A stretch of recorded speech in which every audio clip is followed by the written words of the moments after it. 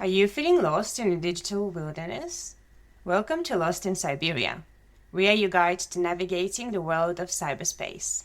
So whether you're a tech enthusiast or you're looking to land your first job in InfoSec, we're here to break things down into bite-sized pieces so that you don't have to.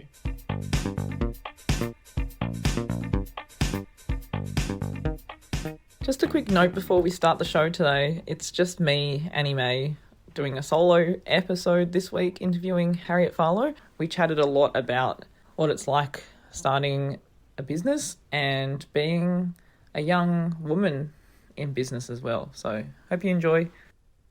Cheers. Cheers! So, hello Harriet. Hello, Annie-Mei.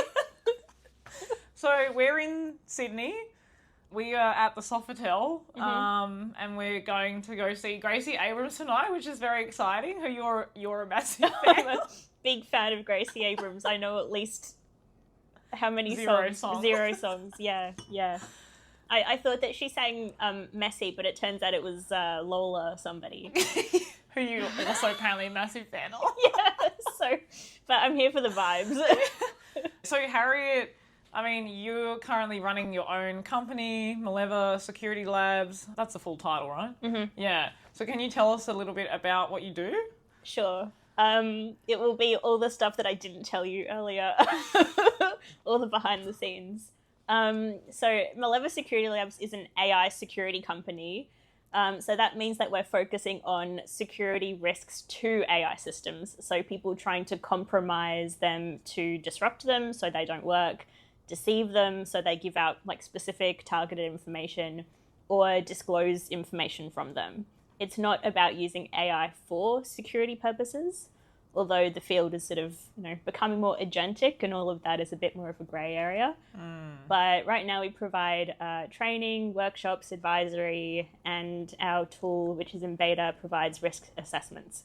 Yeah, or at least it will gave you some once we develop more of it. Yeah. For the other day, yeah. You joined us for the beta testing, which is so grateful. Yeah, but it's actually looking really good. I told you on the day that I thought it, I feel like I see so many different platforms and stuff, and a lot of them, I don't know, I think it's just also just the fonts and the colours and stuff that people choose to use just looks a little bit not that great. Yeah, that's really nice of you to say. All of the credit for that goes to the developer. I don't have any input on the design, just the functionality. I kind of just let them run with the design. They would do a much better job than me of that. It's just so hard having like an idea in your mind of what you want it to do and the road to actually executing that. And then like the beta testing feedback was all great and really useful, but everyone had very different interpretations of what they would want the tool to do or how they could improve it. So also deciding which of that feedback was not necessarily the right feedback, because it's all just lots of different customers and user profiles, but like deciding which profile we want to focus on first. Very hard. I also want to ask, because obviously it's hard starting a company, or a business I should say, and you have employees and you're obviously a young woman as well in the space, and I talk a lot about how it's very, I don't want to say it's hard because then it kind of sounds like, woe is me kind of thing. But and obviously we work in industries that are, there is a lot of like really cool stuff happening, and we get a lot of cool opportunities and stuff, but they're very like male-dominated areas. What are the biggest challenges you've found being a woman starting a company in the space? That's a really good question, because when I was earlier in my career, there were so many cases of like microaggressions and clear bias. People would always assume that I worked in customer service, which there's nothing wrong with that, but I studied physics, I have my PhD in machine learning. I don't work in customer service. Yeah. That was earlier in my career. It was really clear that there was bias. Now it's much harder to see a lot of the time. Like, people are very supportive, but I often wonder if I looked different, would my company have made more money faster? I speak to other businesses who are run by male founders, and the same level of friction that I've received around just having someone pay me money. Like, I get so many requests to speak at things all the time. And most of the time they don't expect to pay me for that. Yeah, right. Okay. And are we talking like conferences? A mixture, yeah. So like Okay. there are some engagements where it is a community-run conference. You don't expect to get paid. Yeah. But there are lots of things where they probably have budget, or at least they should. There's a lot of things like that where I'm expected to do work for free. And yeah, when I speak to these other male founders, they don't seem to have to spend as much time as I do having people take what we do seriously or be like respected in their mind. That's definitely been really challenging. But then it's also a really hard question to test. Like there's no way I'll be able to ever know if that's a bias thing or if you can't like run an A/B test. You CEO of the company versus like a man. And I would parallel. I would love to do that for sales calls though. Yeah. I think, and I'm sure there are many examples of that kind of thing being done. But yeah, because the company is all about me and my profile, I often find that people are outwardly really supportive and excited, but as soon as it's time to have money exchange hands, it's really hard. I've seen that with other female founders that I've noticed in the space starting as well. Like they have all these people saying that what they're doing is so great and so important, but they can't get anyone to pay them for it. So either maybe you should like be more honest in the beginning and give them like constructive feedback instead of just saying, you're amazing, you're great. Or you should actually put your money where your mouth is, you know? Yeah, that's interesting because I listened to Grace Beverley's podcast who runs Tala, the fashion brand in the UK, and she runs about 4 different companies. Some of them she's founded herself, some of them co-founded with other people.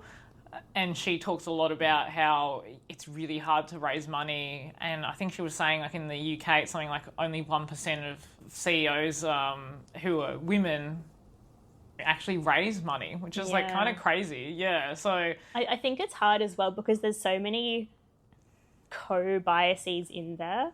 Like one of the big ones that I also see a lot is ageism.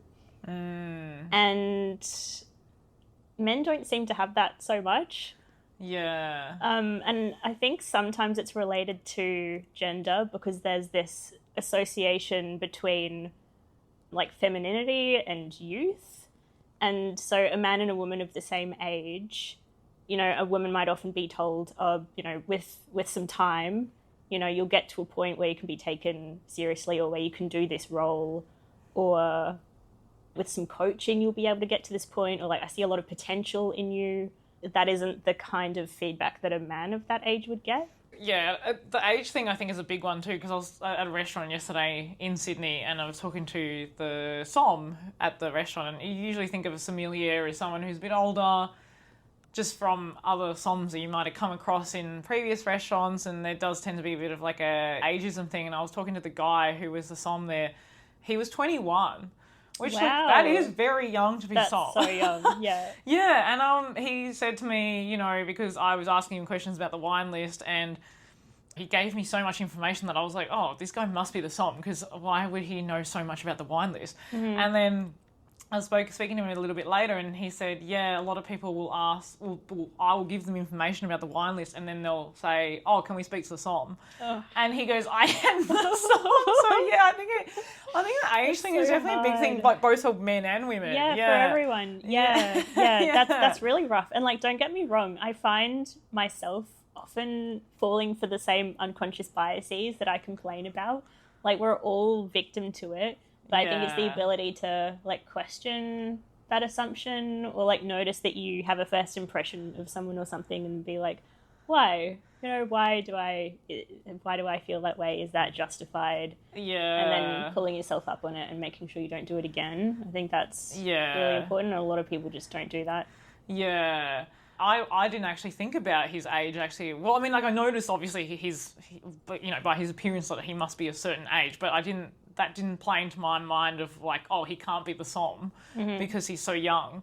So it was funny when he mentioned that to me, and I thought, oh, but I have actually read a book by a female author who was also a sommelier in the US, and she talked about how no one ever took her seriously. Again, like, hers was more of a gender issue where people would never be like, oh, well, you can't be the som because you're not a man. I wonder if I read that book. What was it called?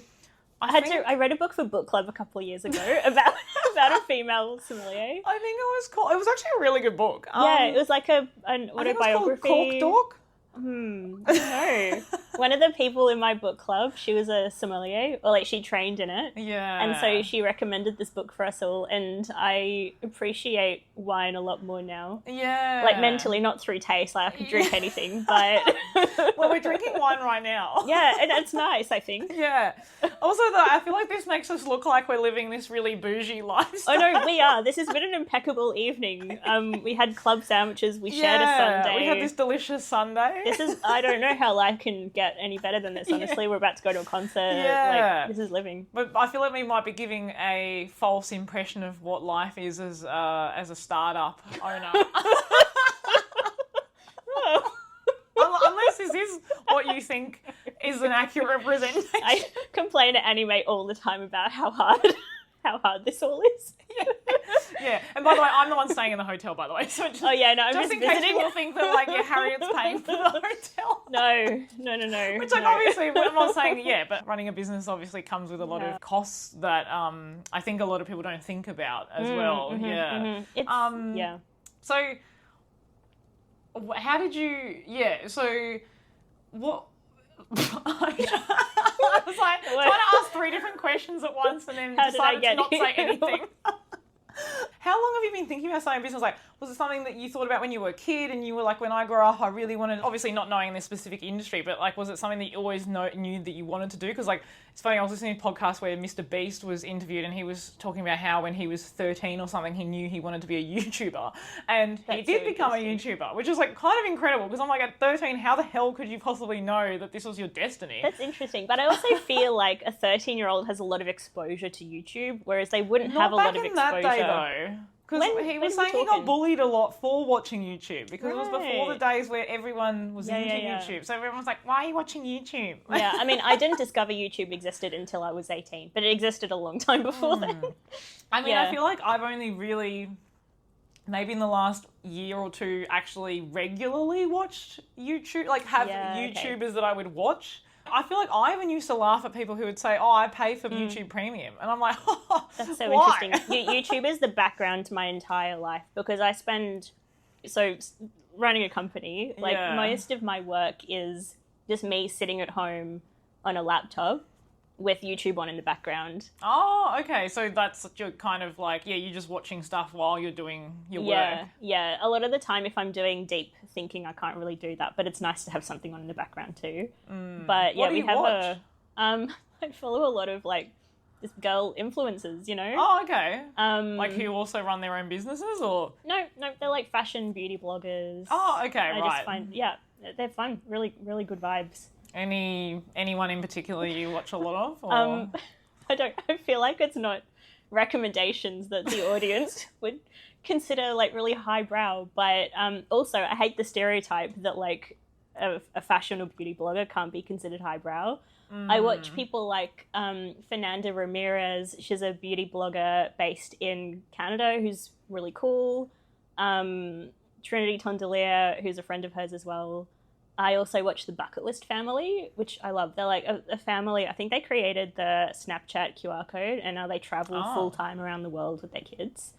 Wow. Just good vibes. But like, a lot of my time is, like it's really hard. I spend so much time working. So just any chance to get out of that, out of that in some way can be really nice. Okay, so for anyone because I feel like a lot of people, especially at our age, which is 30-ish.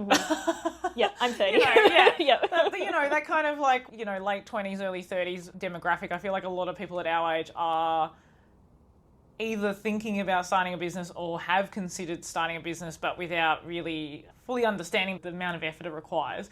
How many hours a week would you say you work? Like realistically? Well, I sleep for 7.5 to 8 hours a night. So it's every time except that. And an hour of Pilates. It's every other hour in the day, honestly. Really? Right now. So you just like work from as soon as you get up to when you go to bed? It ebbs and flows. Over the last week, I've had a few deadlines. I'm working until 11 p.m. Alarm goes for 6:30, go to 7 a.m. Pilates, and then I'm straight back into it. Yeah, not every day's like that. A lot of my time I'm delivering workshops. They're either in person or remote. And so that means that I'm like leading a workshop online. But otherwise, yeah. And like if I have team meetings and things, but I don't believe in pointless meetings, so we don't have a whole lot of that. But yeah, like so how do you manage your time then?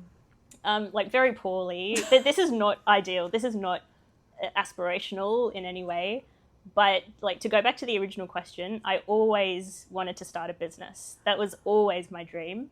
And like when I was 15, I had like a career dress up day. You dress up as the thing you want to have.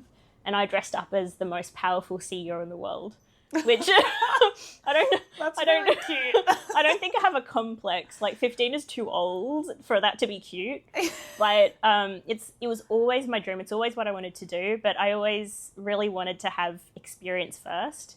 Like I didn't want to start a company at 20 and then it sort of peter out. I always wanted to get to a point in my career where I was senior enough that I could take the step out and be taken a bit more seriously, or at least have experience behind me that I knew I'd be a good CEO. I didn't want to come into it feeling like I wouldn't feel confident to trust my own judgment. Yeah. And so, yeah, there's like right now, I've just got way too much on my plate, and that is not desirable. Like I don't believe in hustle culture. I think it's really important to take breaks and rest, and you don't have to do something to feel like you deserve to take breaks. You can take breaks anytime. Right now I just have a lot on. So once all this finishes, then I fully intend to like take a full month off and do nothing. But it's been a lot of hard work. Like I started the company with my savings, and we've won some grants along the way, and we have some revenue coming in, but we're by no means like flush with cash. And so I'll often contribute my own like savings still into the business. I've had to like move out of my house to be able to afford to keep going, but I've always known that they were steps to get me to where I needed to go. But yeah, every so often I have these conversations with people who think that starting a business is easy.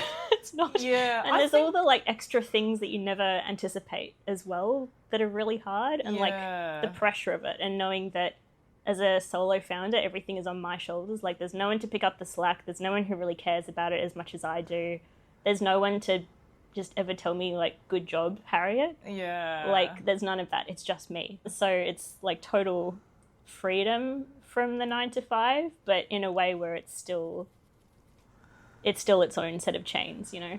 I feel like I hear from other people who have much less on their plate, who are having mental breakdowns and stuff, or like having health problems or whatever it is. But yeah, you've never seemed you've struggled that much. Would you say that, like, have you had any breakdowns? I mean, this might be getting very personal now. I've never heard you be like, oh my God, like, you know, I had to go for a walk because I was just freaking out about something, or, you know. Yeah. No, I think that's an important question to ask as well, though, because, it depends how you define breakdown. There's definitely moments where I've felt really overwhelmed, and I've definitely burnt out a few times, but I've never, ever considered going back to a 9 to 5. Yeah, I feel like that's just not an option for me. I'd be so depressed. Yeah. What do you hate about having a 9 to 5 job, or like working for someone else? What is it that you don't like about it? Well, so the first role that I had at Deloitte when I worked there, it was my first job out of university.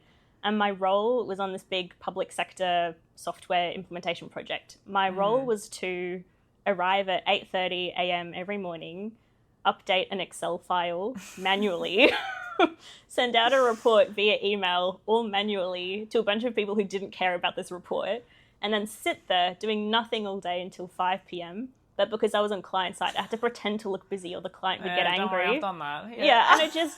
We've all been there, yeah. I know, and like everyone will have that experience, but it's so dumb. It's just so dumb. Yeah, it is. It's such a waste of time. Yeah. Like, you're like, I could be doing 10 other things as, like, better use of my time right now. It's so frustrating. Like, it's so offensive that that's what careers are. That's what people's careers are. Yeah. It makes me so angry that there's that expectation in a lot of roles that you just sit there between 9 and 5, whether you have things to do or whether you don't. And like, I don't think that's a working for someone else problem. I think that's a problem of the way that the workforce is expected to be.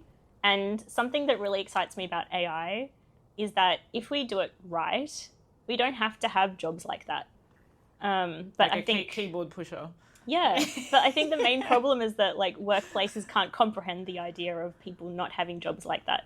Yeah, I agree, because like I think the thing that I've struggled with the most having a 9-to-5 job is also the same thing. It's just like I'm sitting there going, why have I not been given something else to do? When I've even gone out of my way to ask for more work or been like, hey, is there anything else you want me to do? And like, they haven't been able to come up with anything. And, you know, I've definitely worked at jobs before where I have, you know, especially when I've been working from home, I'm like, I'm not going to sit on my computer for 8 hours a day pretending to do something when I could be literally doing anything else. Like, I could be studying for a certification. I could be, you know, learning a new skill, like pulling apart my router, or, you know, just like doing something that's like actually more hands-on, or like I could be writing an article for a publication, or like literally anything else that's like more productive. And I think that's a thing that I've struggled with too, because I think most people are happy to do nothing, but I'm not that kind of person. And I think like, well, obviously you're the same, because you decided to do your own thing. And I think that's the thing for me. I'm like, yeah, should I start something? Because I can't keep doing this for the rest of my life. Yeah, which is such a shame, because it means that these companies lose really good people. And, you know, for what? Because of a traditional mindset around what work looks like. And a lot of it is the value placed on work. Like, a lot of the time, that work doesn't even need to do something valuable. It's just the fact that someone is working from 9 to 5. Yeah. You know, whether that's busy work or whatever, which I think is really outdated, and I hope it changes within our lifetimes. Oh, I do too, because I've had people tell me who've worked, especially in federal government, because let's be honest, that's where most of the wasted hours go. I mean, well, maybe not only, but you know. I'll let you make bold claims and I'll just say nothing. This is from my experience, you know, being from Canberra. But I'm not saying it doesn't happen in private as well, but I feel like from my experience it happens more often in the public sector. But I've had people tell me like, oh, you know, I didn't have anything to do for 3 months, so I just stayed at home and played video games. This is taxpayer money, by the way. Yeah, like this person's fraud. This person's job is funded by the taxpayer. So like, that's the funny thing. I think when people talk about, they're like, oh, we need to get rid of all these contractors in the government. On one hand, I go, I agree, but on the other hand, you don't have enough people in the public service to fill these roles, because no one's going to get paid for a third of whatever they could be earning in like a private role, especially like, I'm talking more about cybersecurity specifically, because like obviously other industries, the job disparity is probably not as high, but you know, if you look at someone in a public sector, I'm not saying like that everyone wants to be in a private role either, because I understand that working for the government comes with its own perks like job security and all that kind of stuff too. So there's obviously, like, especially if you have a family and stuff, you need to feed your kids, like, you know, you're probably more willing to take a lower paying job to know that you have that security. But, you know, for people who are our age or who don't have mouths to feed, except for ourselves, you know, and some cats. Yeah, the risk is a lot lower to have a private job that's a lot better paying. So I think like, but unfortunately, I think it's it's a tough one. I also think it is about what you are doing in that job. Like, I feel like I should touch on AI security. Like, I didn't just start a company because I wanted to start a company. Like, I do also think that what we do is very important. And it was an area that wasn't being addressed adequately. But, So how did you, because you're obviously building a platform, like, how did you decide that was going to be the thing that was going to be, your business was going to be built around? Yeah, it's hard, and it's still really evolving. Like, originally the company was basically just intended to be a training company, and a lot of that was because, you know, it's something that's easy to bootstrap. It's something that my co-founder and I at the time were pretty good at and we had experience in, and we genuinely enjoyed it. Like, there's something so satisfying about public speaking, for me / us anyway, public speaking, and like seeing. So I was like, a lot of people do not enjoy public speaking, which is really fair. What is it that you like about public speaking?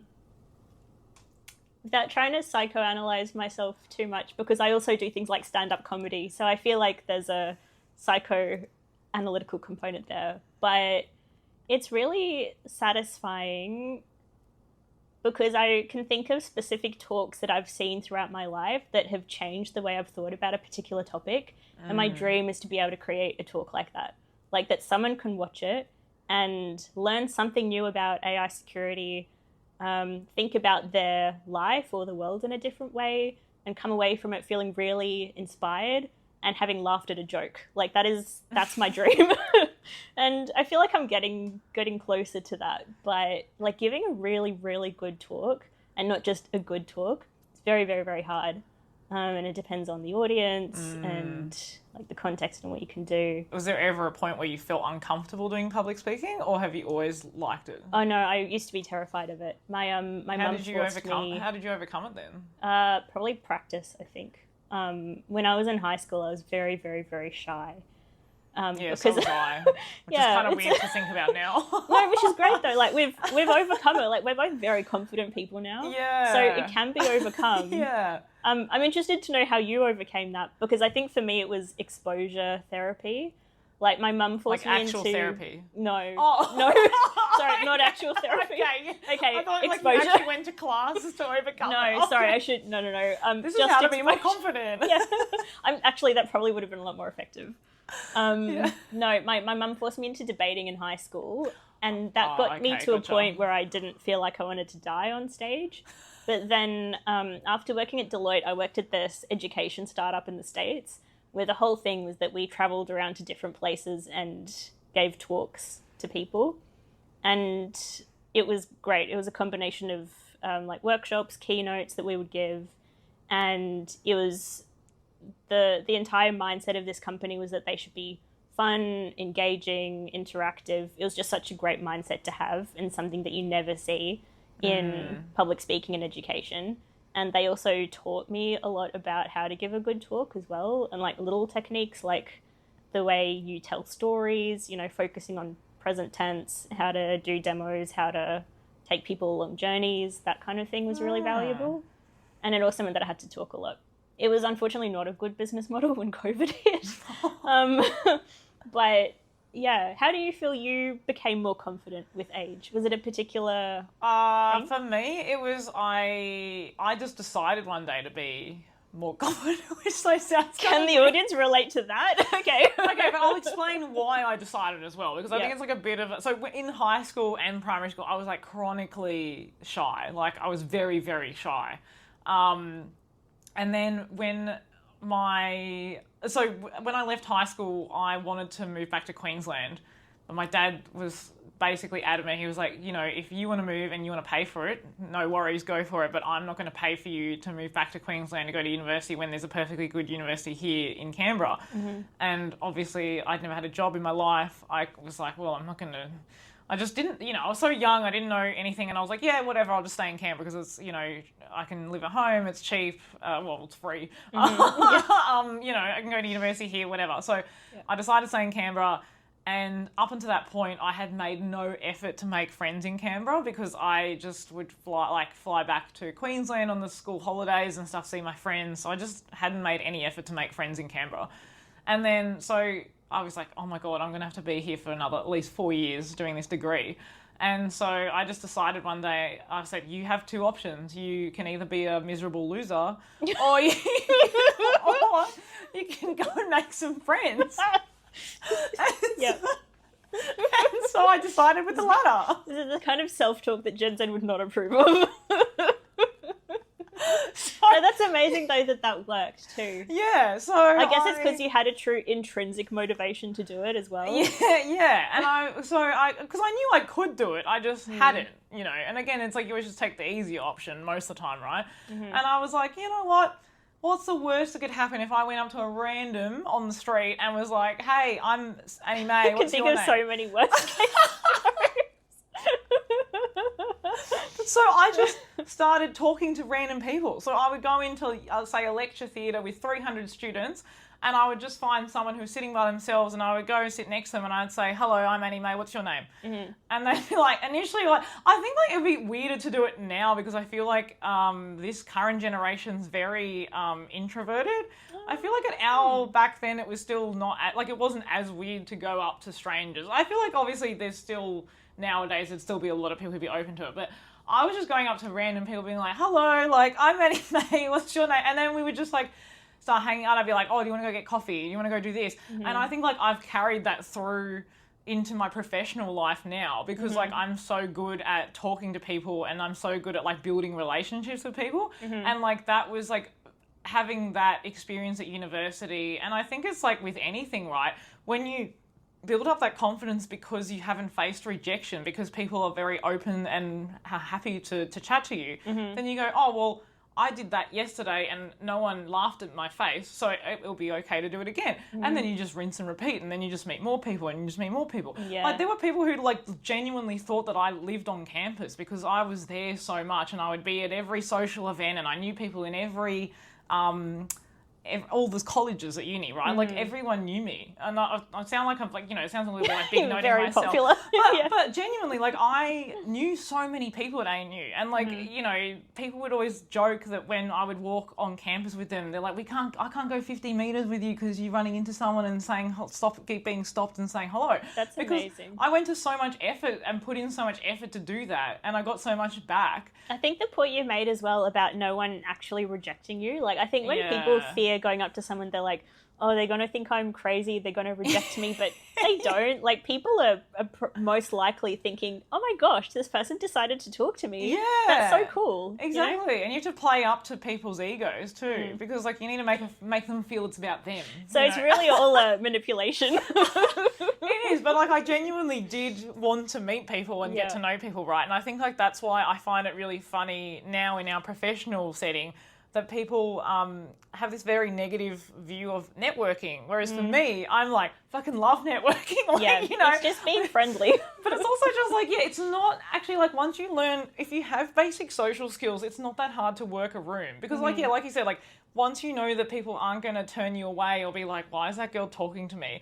You know, and then they're very open having conversation. You start chatting to one person and they introduce you to someone else. And before you know it, you've met like 10 people within the space of 5 minutes, right? And I think it's like the same with like dating, because nowadays people just only meet each other online. And to me, I'm like, I couldn't think of anything worse than spending an hour on my phone swiping through people being like, yes, no, yes, no. And it's such a like superficial thing too, because you're basically judging someone based on their looks. Yeah. It's not about their personality at all. No. Because how can you know someone's personality from looking at a profile? Yeah. There's a lot of information on there, but I think it's, or like it reduces people down to a few points. I think nowadays there's a big move to like meet more people naturally, which I'm a fan of.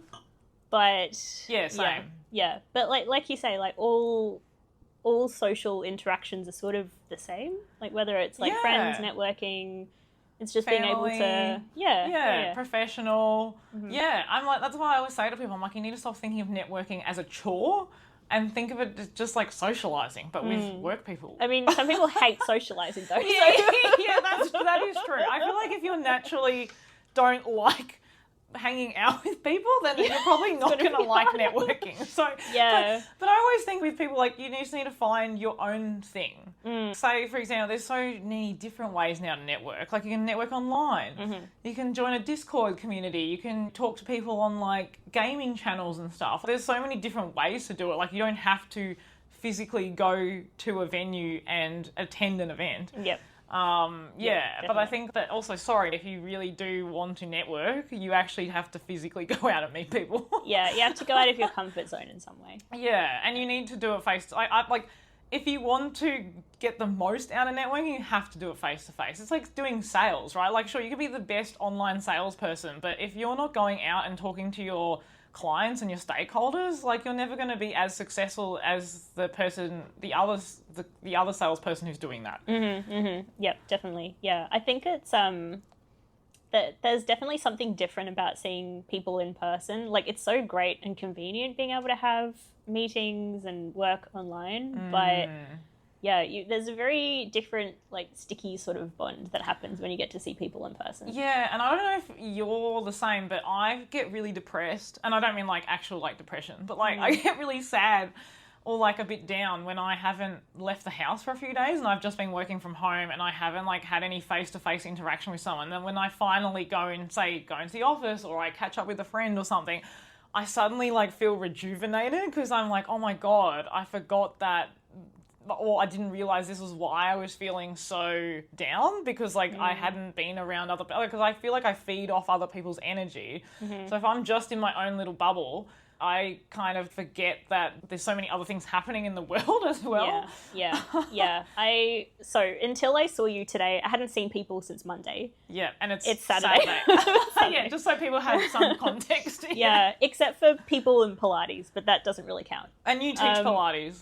I do, right? But no, this is just me attending. Oh, this is just you going to class. I don't take shifts anymore. But just me going to class. Okay, yep. But I feel like I can go a long time without seeing people if I'm distracted. But then seeing people, I'm like, wow, this feels really good.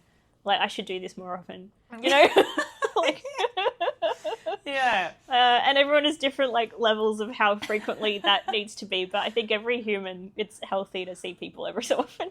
Yeah, I think you definitely do. Actually, well, that might be a good place to leave it, because we also need to what's the go time? to We a need to get going. concert. Yeah, it's time to go. Okay, all right. Okay, well, I should probably like formally end this. Well, thank you so all right, much. let's go quick. Just run out. Shots. Let's do it. Yeah, tequila, anyone? There is gin up there. Anyway, thank you so much for having a chat with me tonight, Harriet. Like before we're about to go to a concert. Thank you for letting me come to your hotel room. Oh, that's okay. I technically invited myself, but like... Thank you for sharing this now melted sundae. I think we can there's still brownie chunks there. Yeah, well, okay, we should probably eat that before we go. All right. We should. All right, okay, bye. Bye. What a hectic podcast.